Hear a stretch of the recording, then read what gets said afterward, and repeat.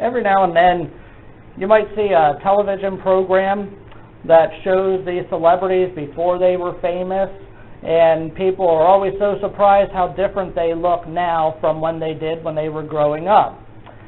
And or sometimes they'll show you someone who used to be very shy and reserved, and now they're some big rock star or something like that. Again, there's a difference from when they grew up versus how we think of these people now. Well, there's one such story of a man who was born in Mississippi in the 1930s. And I have a picture of him when he was 7 years old on the screen behind me. And I'll open it up if you would like to make any suggestions who this young boy is. But think of that while I tell you that one of his teachers, when he was a youngster, years later described him as just being an average boy. And even though he had performed in a few talent shows back in school, he later was recorded to have said, "Nobody knew I even sang. It's amazing how popular I became after that."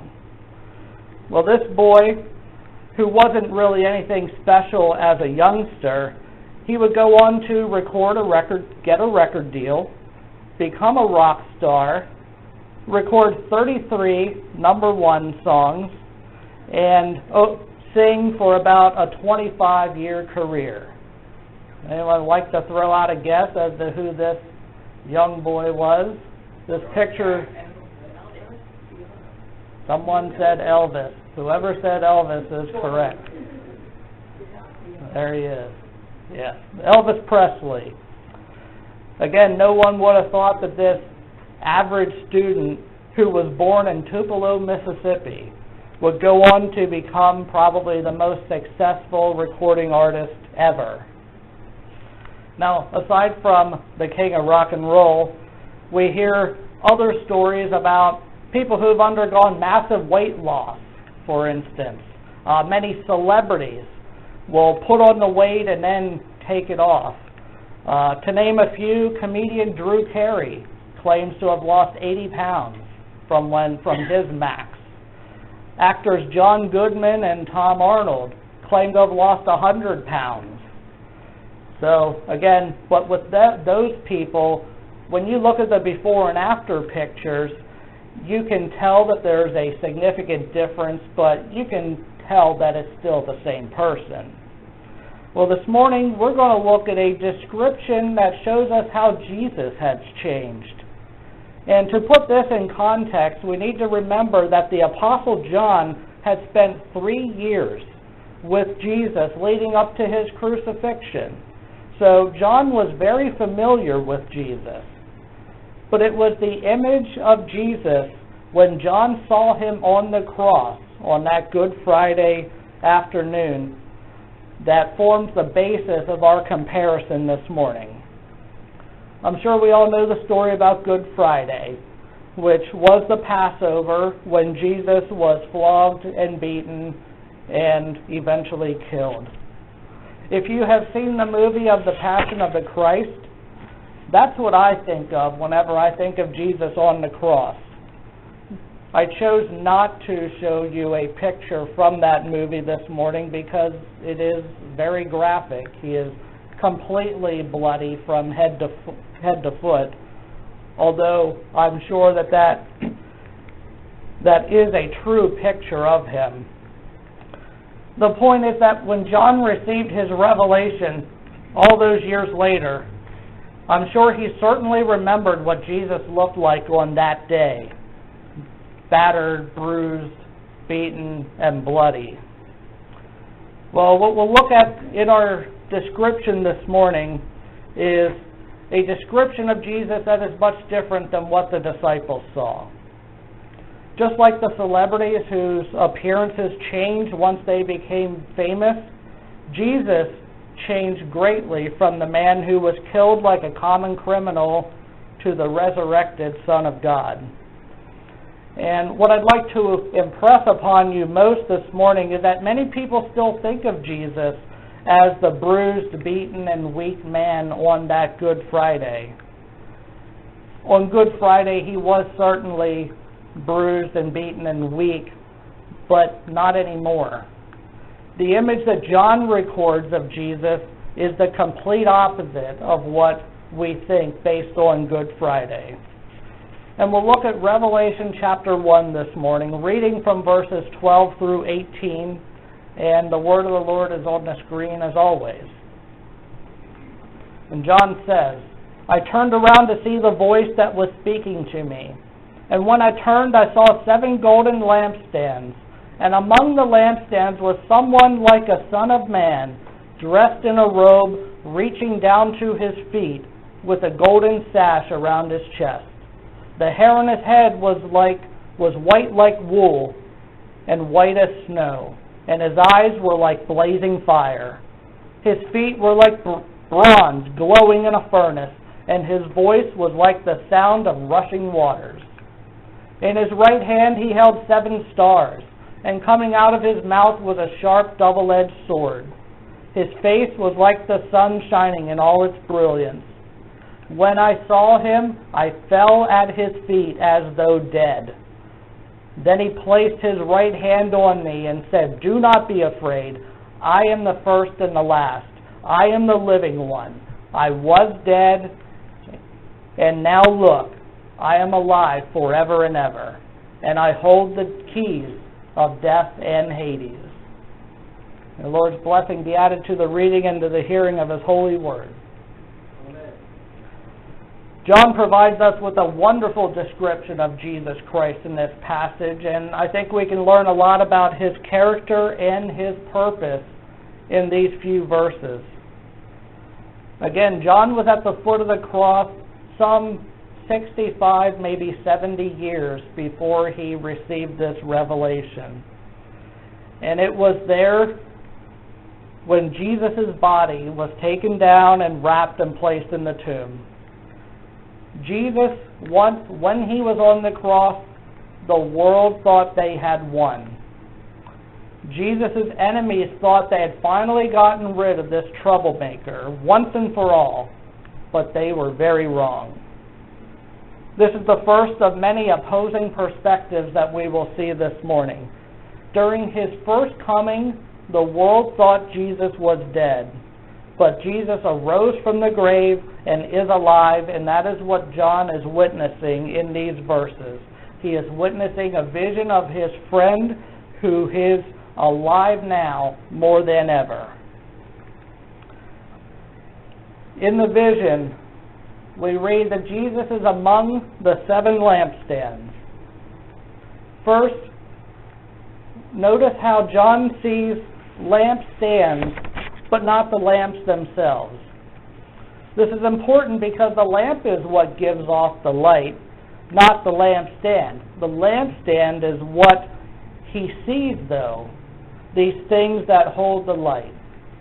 So we can find the answer to the question of what are these lampstands by asking this question: what was given the responsibility by Jesus to take his light into the world? And that is the church. And numbers are very important in this type of apocalyptic literature, and I'm all over the numbers. The number 7 represents completeness. I remember the significance of the number 7 because it just so happens my mother gave birth to me on the 7th day of a month. So I remember that I was the one who made my parents' lives complete. That's how I remember it. Maybe I'm taking the symbolism a little too far there, but 7 still represents completion. For instance, what did God do on the 7th day? He rested. And why did he rest? Because his work was completed. Hence the number 7. So here in this description in Revelation 1, 7 lampstands mean the complete church that takes the light of Jesus into the world. And that's also where John sees Jesus, among the lampstands. And Jesus is most likely monitoring those lampstands. It's odd that we don't read of the lamps themselves, but it actually makes sense because in John chapter 8, we learn that Jesus is the light of the world. Jesus is already there in Revelation 1, so we don't need a symbol like lamps to represent him. What the vision is getting at is that the church has the duty to be doing the Lord's will at all times, and Jesus is constantly monitoring that progress. There is way too much work to be done for us to be idle about that work. Now, in John's day, when he wrote the Revelation, he knew that most likely it would have been read primarily by Jewish people or Jews that had converted to Christ. So these people would have been very familiar with the image in Revelation 1 because it looks like Jesus is the priest in the temple. And the job of the priest in the temple was to keep the candle lights continually burning by trimming the wicks and that kind of thing, and keeping the lamps fueled. In the same way, Jesus provides for the church so that the light can continue forever for others to see. The second thing I notice about the vision this morning is what Jesus looks like. We've already established that on the cross he was weak, bruised, battered, and beaten. But that's not a picture of what Jesus looks like now. In verse 14, we read, "The hair on his head was white like wool, as white as snow, and his eyes were like blazing fire." Jesus' hair is described as white, but it doesn't mean it's literally white like an old man would be. Describing it as white simply represents his purity. And white today still holds meaning for us as well. Why does a bride typically wear a white gown? To symbolize purity. And this reminds me of a story of a little girl who at a wedding looked at her mom and asked her the question, "Mommy, why do brides always wear white?" And the mom replied, "Because they're happy, dear." A little while later, the little girl looks over at her mommy and she says, "Mommy, if the bride wears white because she's happy, why does the groom wear black?" Well, later in Revelation, we also see white symbols reoccurring as well. In chapter 19, verse 14, it says, "The armies of heaven were following him, riding on white horses and dressed in fine linen, white and clean." Now, they certainly aren't clean from the laundry. They are clean from sin and unrighteousness. Since we as Christians identify with Christ, would we describe our lives as white, clean, and pure? Jesus makes us pure and blameless in the sight of God. So ask yourself, since he does this, do our actions match the whiteness of the one that we say we are imitating? John gives us another picture of what Jesus looks like. And he writes, "His face was like the sun shining in all its brilliance." It was so pure, and his light shines so bright, like the shining of the sun. Nothing could ever block out that purity. Now, has anyone here ever seen the original movie Ben-Hur from the 1950s? Anyone ever seen that? A few? Okay, I know it's been a while for me, a long time ago. It's a great movie, and I hear they actually just recently remade it. I have not seen the remake, but the original movie was very long. Something makes me think it was over 3 hours long or something like that. Still a fantastic movie. Probably literally one of the best ever. This movie focuses on a Jewish prince named Judah Ben-Hur, who lived at the time of Jesus.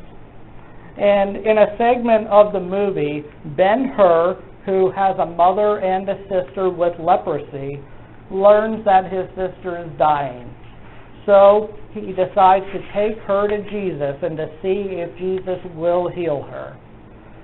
Problem is, whenever they get there, Jesus' trial at the Passover has already begun, and in time, Ben-Hur witnesses the execution of Jesus. Of course, this movie is historical fiction based on a book, but there's one scene in it that I really like, and I'll describe it for you now.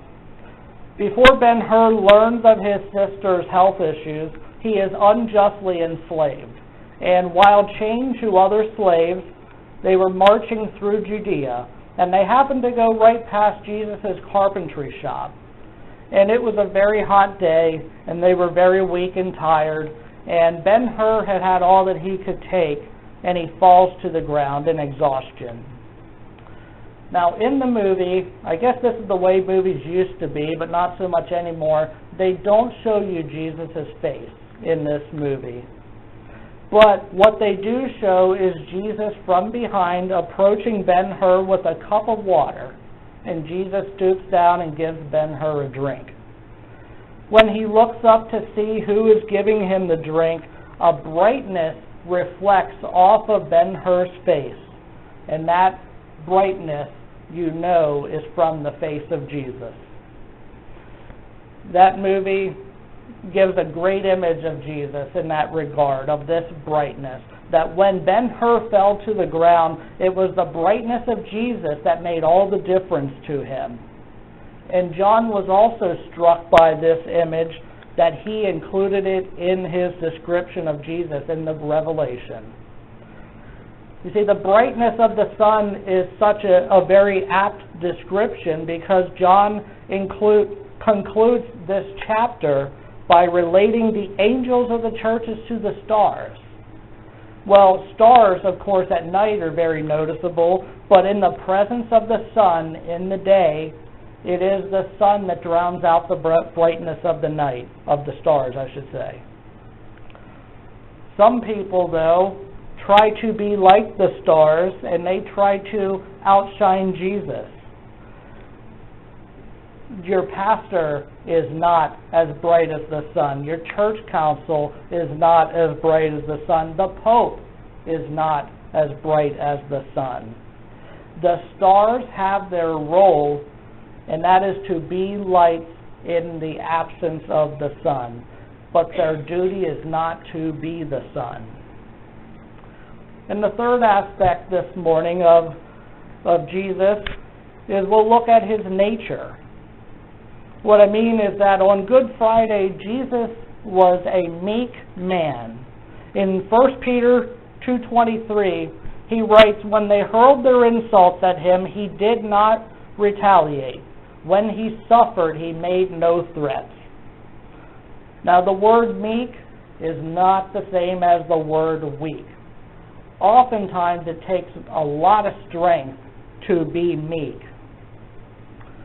But from the perspective of the people who killed Jesus, they saw him as weak because he did not defend himself. Jesus was meek because he accepted the lot that God had chosen for him, because he knew that this had to happen in order for him to fulfill his duty. And it's in this context that we should read verse 15 in this passage. His feet were like bronze glowing in a furnace, and his voice was like the sound of rushing waters. Now, this is an interesting description for a couple of reasons. One is that during the days of John, bronze was known to be the strongest metal around.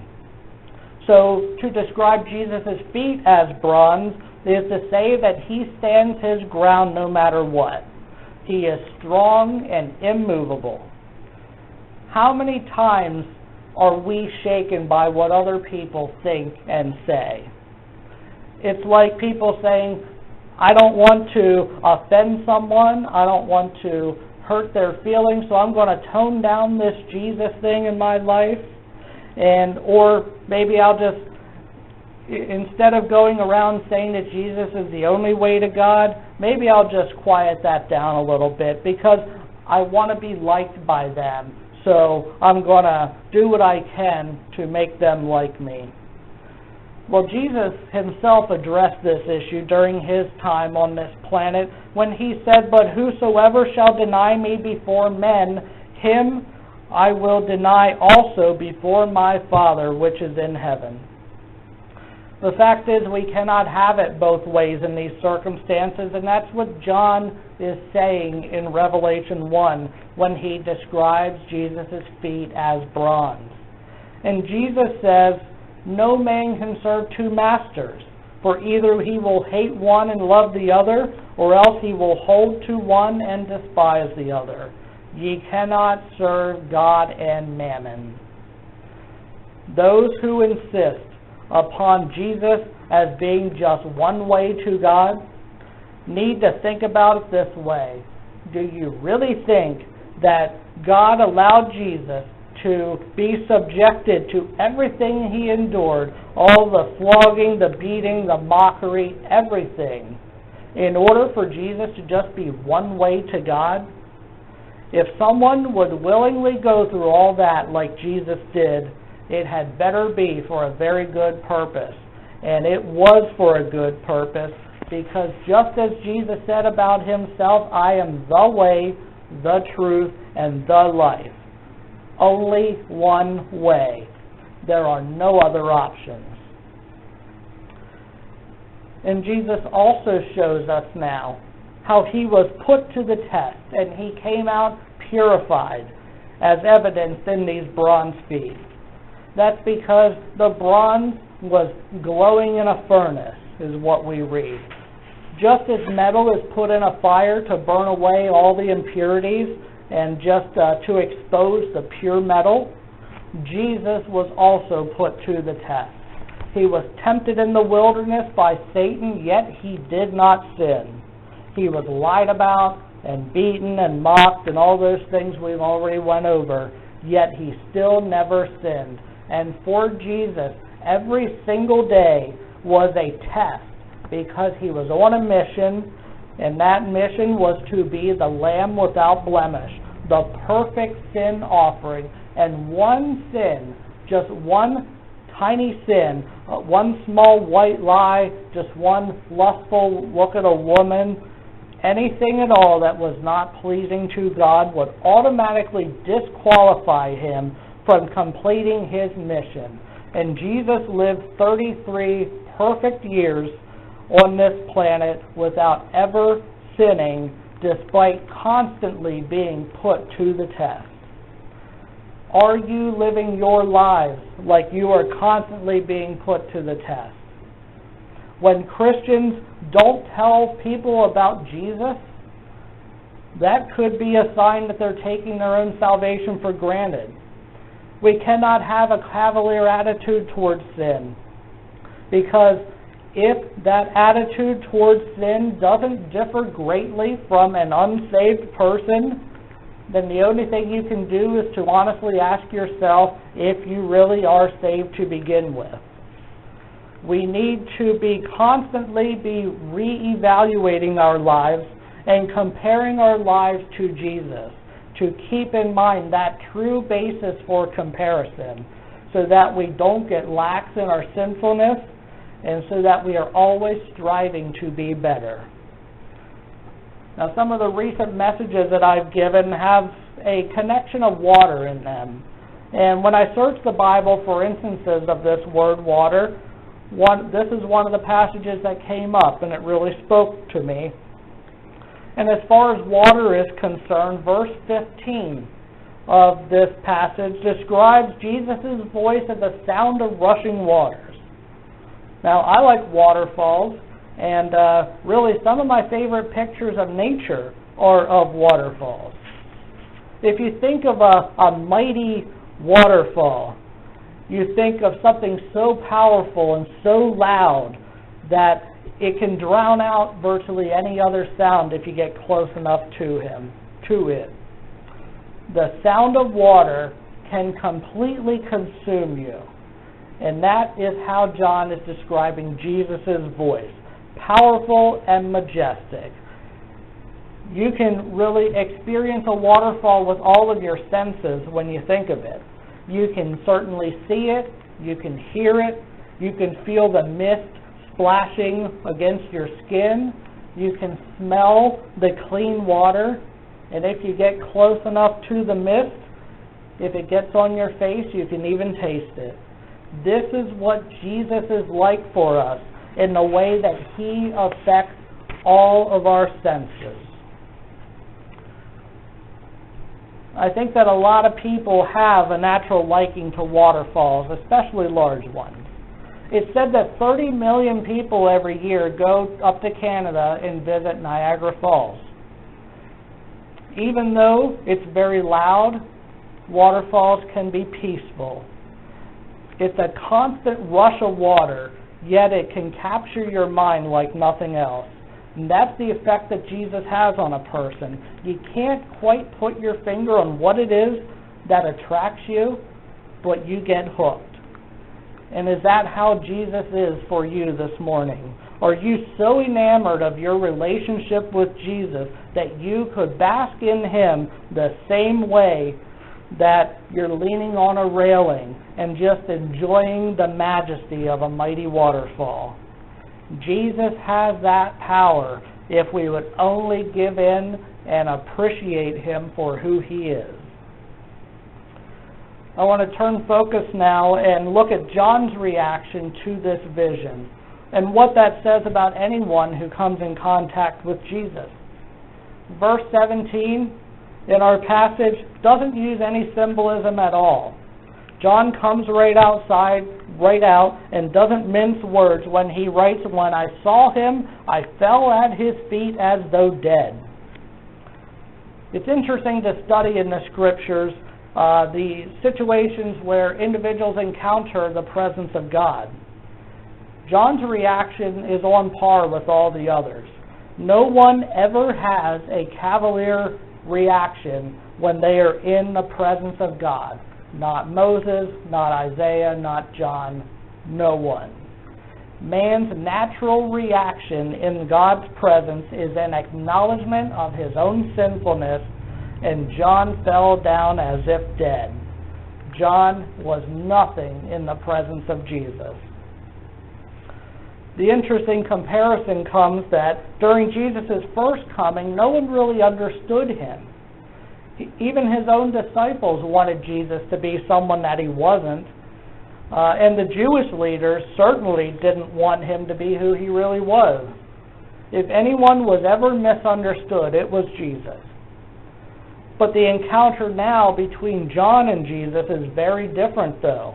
It is no longer an issue of Jesus being misunderstood. This time, John understands all too well who Jesus is, and that's why he reacts the way that he does. To further understand the character of Jesus, we can look at it in the way that Jesus treated John. We read, "Then He placed His right hand on me and said, 'Do not be afraid.'" Jesus knows how John is feeling, but He doesn't want John to take it too hard on himself. Jesus knows that John is sinful, but John is also saved at the same time. And that's what Jesus focuses on. He treats John like one of His own, with kindness and compassion. Jesus reaches out and touches him with His hand.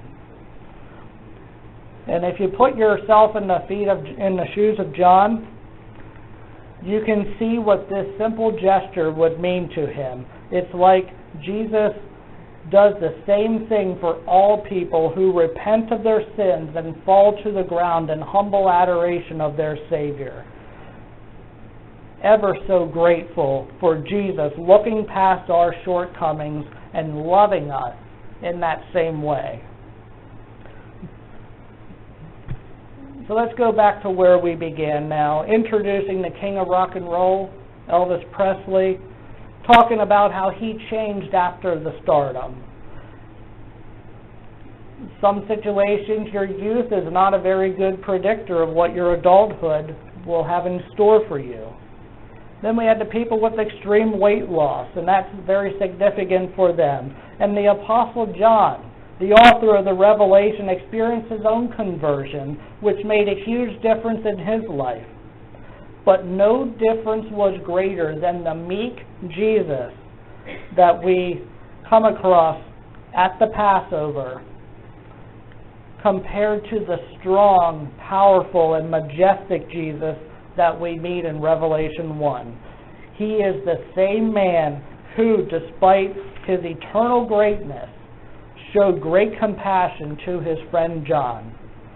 He shows the same compassion to all people everywhere who have saving faith and have accepted the sacrifice for us. I'll leave you with the words that Jesus tells John, words that will certainly never pass away. I am the first and the last.